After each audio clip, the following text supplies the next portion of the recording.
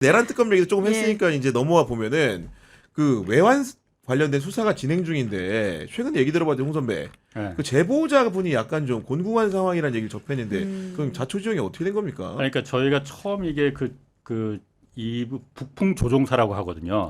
그 드론 사령부의 조종사 분이 처음에 6월달에 그 찾아왔어요.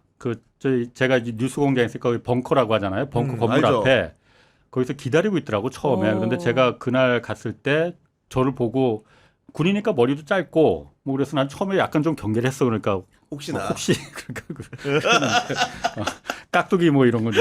깍두기. 근데 자신이 이제 그 뭐 제보를 할 게 있다. 근데 무인기 관련 제보다 그래서 아유 그러면은 대부분의 우리가 그 잘 알지만 제보라는 게 10건 중에 9개는 다 사실 그렇죠. 좀 애매모호하거나 이게 그 허황된 게 많잖아요. 그래서 일단 그러면은 제가 이메일 주소를 하나 알려드릴 테니까 여기로다가 좀 보내주시라. 내가 지금 길게 그렇지.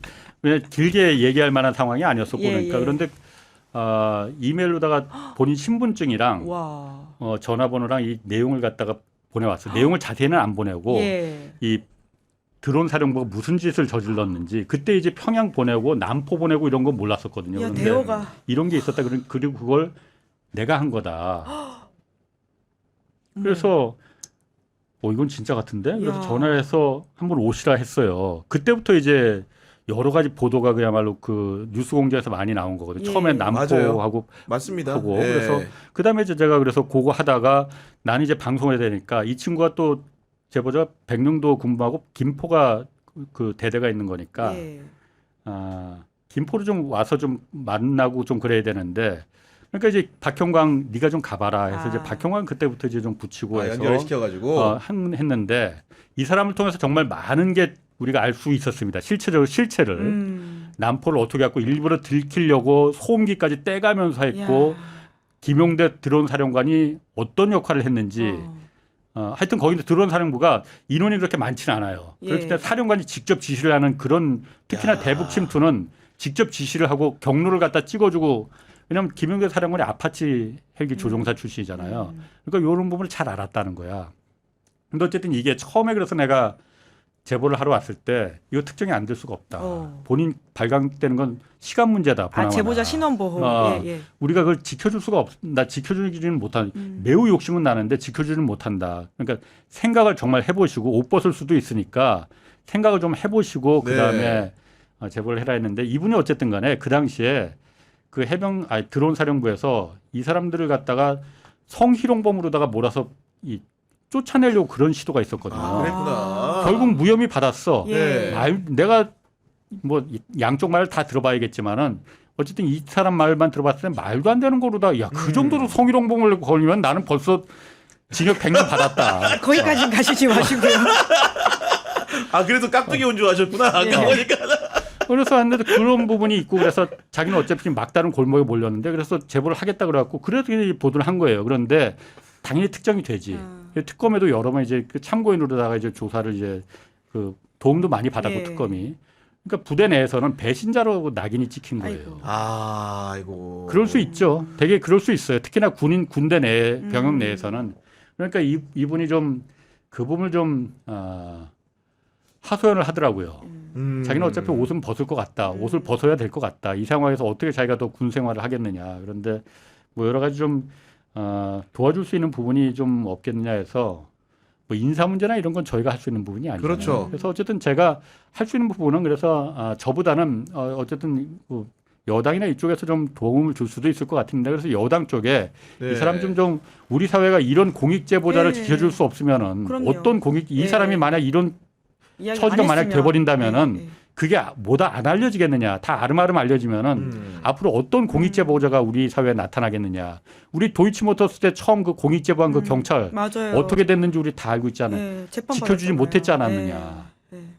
한국 강등돼서 그 경찰에서 그 수모를 당하지 않았느냐. 결국 못 지켜줬지 않습니까 우리. 맞아요. 그분도 결국은 앞으로 이번에 명예회복하고 보상 받아야 됩니다. 우리 사회가 그 보상 해줘야 돼. 그래서 그분 문제가 좀 이 북풍 조종사도 좀 알려줬으면 좋겠어요. 그러게 되게 중요한 문제인 것 같은데 왜냐하면 맞아요. 신혜식 씨 같은 사람이 스스로 공익제보자라고 하는 시국에 진짜 공익제보자에 대해서 우리가 너무 좀 네. 관심을 못 가졌다라는 생각이 들고요.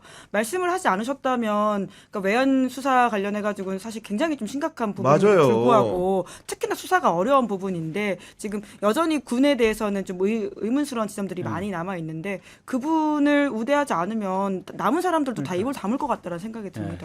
저는 갑자기 이제 박정훈 대령이 오버랩 되는데 이 문제 같은 경우에 정말로 홍사훈 선배가 뭐 사적으로 얘기하시는 게 아니고 공적으로 어떻게 보면 제보를 하고 그러니까요. 국가적으로 좋은 예. 기회를 만든 분이기 때문에 여당이 아니고 정부가 나서서 보호해야 되지 않나 이런 생각이 좀 들고 예. 있는 것이고 마지막으로는 이제 조국 전 대표 얘기를 좀 해봐야 되는데 15일 오전 0시를 기해 가지고 나왔거든요. 아마도 이제 여러 말을 내놨는데 그 중에서 김문지 기자는 어떤 말에 좀 주목을 좀 했습니까? 뭐 조국 전 대표의 말이 뭐 이제 검찰 독재 종식이라는 차원의 이야기를 하고 있는데 뭐 여러 면에서 사실은 조국 대표의 말보다는 장면적으로서 이것이 주는 뭐라고 할까요? 여건의 긴장감이 있다라는 생각이 들거든요. 그러니까 어떤 다이나믹스가 생겼다는 차원에서는 여의도에서는 분명하게 여러 움직임이 있을 것이고 그것이 주는 긴장감을 또 저희 네. 정치 기자들은 취재하는 공간이 생겼다라는 생각이 듭니다. 그러니까 일단 나와서 한 얘기 중에서 눈에 띄었던 게 이재명 정부는 반드시 성공해야 된다. 이거는 기본적으로 여당의 시각이 아니면 할 수 없는 말인데 그렇게 말을 했고 거기에 더해가지고 성공한 대통령이 돼야 한다.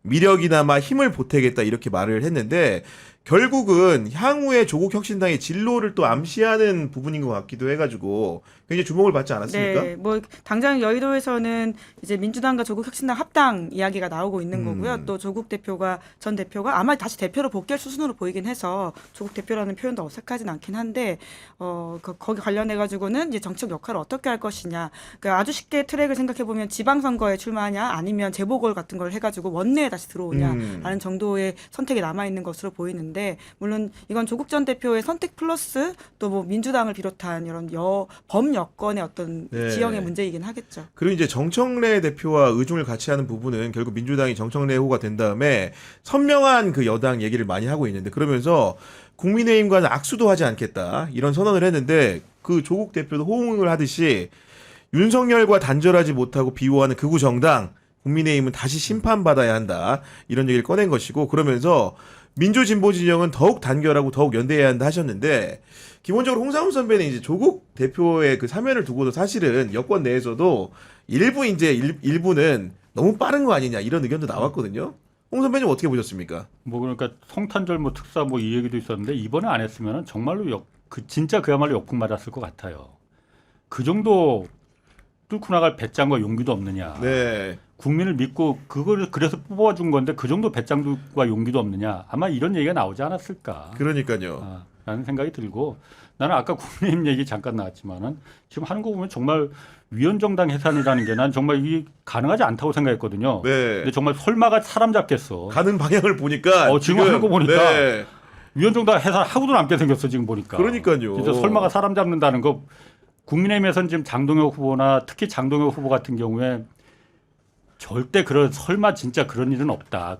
그렇게 못한다 하지만은 나 아닐 것 같아요. 지금 하는 거 보니까. 야, 저는 개인적으로 장동혁을 잘 알아가지고 예전에 이제 교류도 많이 하고 솔직히 말 식사도 해보고 저녁도 먹어봤는데 사람들이 하도 영상을 안 보다가 어제 밤에 좀 봤더니 개몽된 영상. 야 깜짝 놀랐어요. 그러니까. 네. 진짜로? 네. 아니 원래 그런 쇼맨십이 있다는 건 알았는데 야 정말로 이제 이렇게 손을 막 이렇게 제스처를 해가면서 하는 모습이 야 이거는 제가 보니까 흡사 그냥 정당 지도자라고 하기보다는 종교 지도자 같은 느낌이 좀 많이 들어가지고 지금 여러 유튜브 상에서도 이제 장동혁 의원의 그런 제스처나 발언을 두고 여러 가지 말들이 좀 많은데 여하간 조국 대표도 극우적인 그런 그 보수 정당하고는 논의하지 않겠다 이런 선을 그은 건 분명한데 다만 어제 저는 개인적으로 이런 부분을 좀 놀랐어요. 사면에 대해서 비판의 말씀을 해주신 분들에 대해서도 충분히 존경의 마음으로 경청하고 있다. 거기에 더해서 저에 대한 비판, 반대, 비방 모두 다 받으면서 정치를 하겠다. 이 얘기가 중요한데 조국은 지금까지 스스로가 정치에 나섰지만 본인 입으로 강력하게 정치를 하겠다고 하는 발언은 과거에 드물었어요. 그러니까 정치를 할 수밖에 없어서 한 걸로 알았는데 이번에 출소하면서 워딩은 정확하게 정치를 하겠다고 했기 때문에 이 얘기는 그의 목표도 굉장히 높아졌다고 보이고 앞으로는 정말로 주목해야 되겠다 이런 생각 들었습니다. 네, 그러니까 사실 총선 나올 때부터 이미 그런 행보들을 염두에 뒀던 것 같고요. 뭐 저희 뭐 많이들 다 인터뷰해 봤겠지만 그때도 본인이 이제 비례대표 출마하면서 뽑아달라고 이야기했던 거에 대한 여러 가지 비판 지점이 있었거든요. 근데 스스로 그런 이야기 하더라고요. 나왔으면 나는 내가 돼야 된다고 생각한다. 그러니까 저를 뽑아달라라는 이야기했던 것의 연장인 것 같고요. 정치하기로 마음먹었으면 사실 모든 국회의원들의 꿈이라고 하는 게 큰 틀에서 두 개라고 하더라고요. 국회의장으로 가거나 아니면 대통령이라고 하는 것인데 지금 그 이야기는 이제 후자의 이야기로서 여러 가지 염두하게 하는 이야기인 것 같고요. 뭐 그런 차원에서 여권의 주자들은 점점 늘어나고 있다. 이렇게 봐야 될 것 같습니다.